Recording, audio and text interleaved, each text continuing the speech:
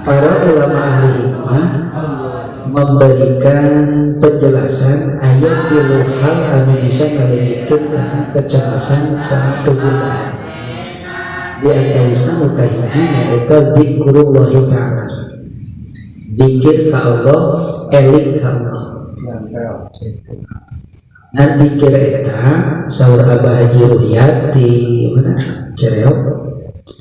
Jadi lamun urang zikir teh lawakkeun sing bisa ngalawak urang zikir. Dalam arti ngalawak dirinya teh henteu sebatas zikir, tapi ya hati orang lawakkeun.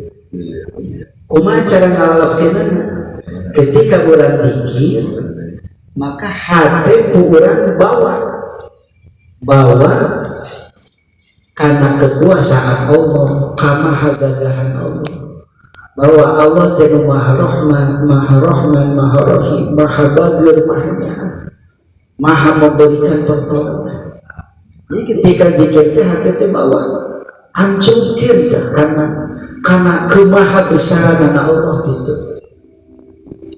Jadi kita hanya sebatas surang dikir, dikir anu bisa ngalawak eta ketika hati dibawa ngalawak karena kekuasaan Allah, karena zat Allah, maka dirinya Allah bakal nyimpen dina hati eta jamak satu ketenangan, tenang, tegar, walau bahariwang, walau basalempang, walau kasih, pede tegar, sabab hati boga Allah.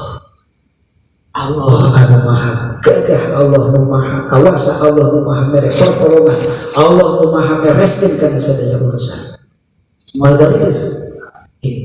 Jadi tadi aja orang ketika zikir teh hati orang lawakkeun kana zat Allah, dalam arti cara ngalawakkeun gitu.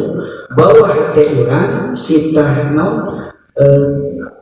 memahami ngarasakeun kana nikmat anu geus dibikeun ku Allah, karena berbagai pertolongan anu geus dibikeun ku Allah ka urang, karena kanya'a Allah, kaduduh Allah, karena maha kuasa Allah. Anu kaduana perkara anu bisa ngaleungitkeun kana kecemasan kegundahan teh ngamprokan para wali-wali Allah. Dalam kurung wali-wali Allah dirinya teh nyaeta al-ulama was-sholihin. Naik kumpulan ruang riuh silaturahmi ka ulama ka jalmi-jalmi soleh. Eta teh minal adwiyah. Adwiyah teh tina kata dawaun, sebagian tina obat. Ketika urang mujalasatul ulama, mujalasatul sholihin, itu minal adwiyah, sebagian tina obat. Kalau urang ini kikir keur ngobaran hati, urang teh keur ngobaran jiwa urang. Sahunda gulana geusah. Ketika orang ngamprokin jalmi soleh, maka dirinya orang bakal kacepretan cahaya kasolehan, bakal kacepretan tina doa-doana eta jalmi anu soleh. Eta nu mahal teh, insyaallah. Dan katiluna perkara nu matak ngaleungitkeun kana kecemasan kagundahan teh nyaeta ngadamukeun pituah nasihat pitutur ti jalmi-jalmi anu soleh ti para ulama. Ngajadikeun obat. Ada dina hadis saha jalma mukmin anu 40 poe teu pernah diem jeung ulama, teu pernah ngadangukeun nasihat ulama, maka qosa qalbuhu, bakal telas hatina. 40 poe teu pernah diem jeung ulama, teu pernah ngaji, ngadangukeun nasihat ulama, qosa qalbuhu, bakal telas hatina. Lamun geus teas wajah surah alal kabair, bakal wani migawe dosa gede. Lamun jalma geus teas hatena bakal wani migawe dosa gede. Wajah surah alal kabair.